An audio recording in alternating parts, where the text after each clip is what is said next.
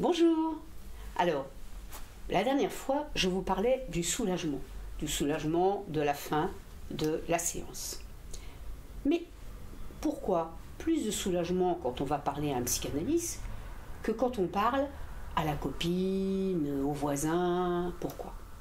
Eh bien, parce que le psychanalyste ne pose pas de jugement moral sur ce que vous lui dites.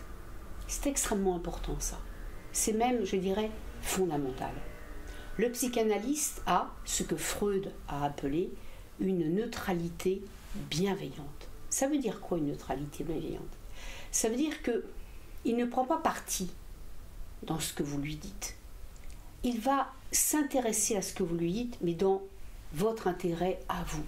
Ce qui le soucie, l'analyste, c'est que vous êtes venu lui parler parce que vous souffrez.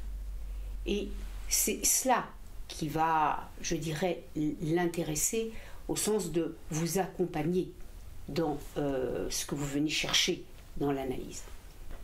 L'analyste n'a pas du tout à faire avec la morale. Et vous savez, la morale, en fonction des périodes, en fonction des sociétés, en fonction des civilisations, la morale n'est jamais la même. Donc le psychanalyste, lui, n'a rien à faire avec la morale. Il ne porte aucun jugement sur ce que vous lui dites. Il s'intéresse seulement à ce qui vous fait souffrir. La dernière fois, je vous ai dit que vous, à un moment donné, vous faites le choix, vous dites, bon, je vais parler à un psychanalyste. Pourquoi? Parce que tout le monde, quand tout le monde a un souci, qu'est-ce qu'on fait? On réfléchit. On réfléchit, on réfléchit, on réfléchit. Et ça tourne en rond. Tout le monde connaît ça. On dit, tu psychotes, parce qu'on passe notre temps à réfléchir. Et ça nous prend la tête. Ça devient une obsession. Que se passe-t-il quand on vient parler à un psychanalyste de ce qui nous soucie?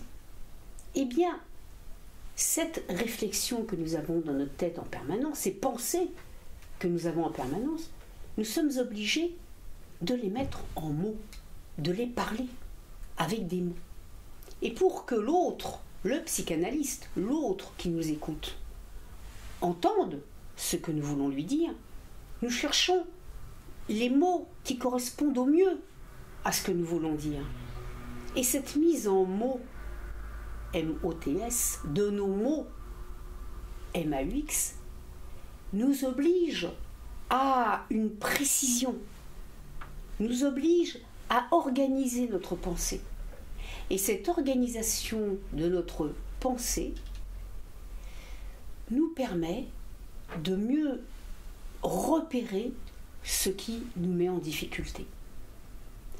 Ce qui est extrêmement important là-dedans, c'est qu'à un moment donné, le psychanalyste va vous dire, bon, on arrête là. Nous reprendrons demain, ou après-demain, ou la semaine prochaine. Et quand le psychanalyste dit, on va arrêter là, tout de suite, l'analysant, je vous dirai pourquoi on dit l'analysant dit, mais non, moi j'ai encore plein de choses à dire. Mais cette coupure-là est essentielle.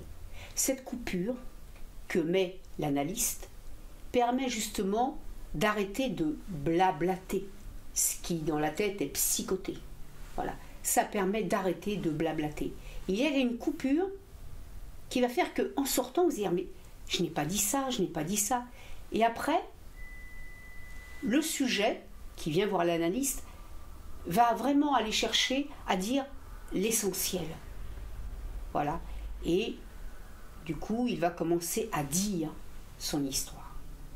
Mais écoutez, j'ai dit, je vous ai amené beaucoup de mots nouveaux aujourd'hui, sujet, analysant, mais je reprendrai tout cela à la prochaine séance. Ce que je voulais aussi vous dire, je remercie tous ceux qui m'ont appelé pour me demander des précisions et j'espère qu'aujourd'hui vous avez eu des précisions. À bientôt, à la prochaine séance.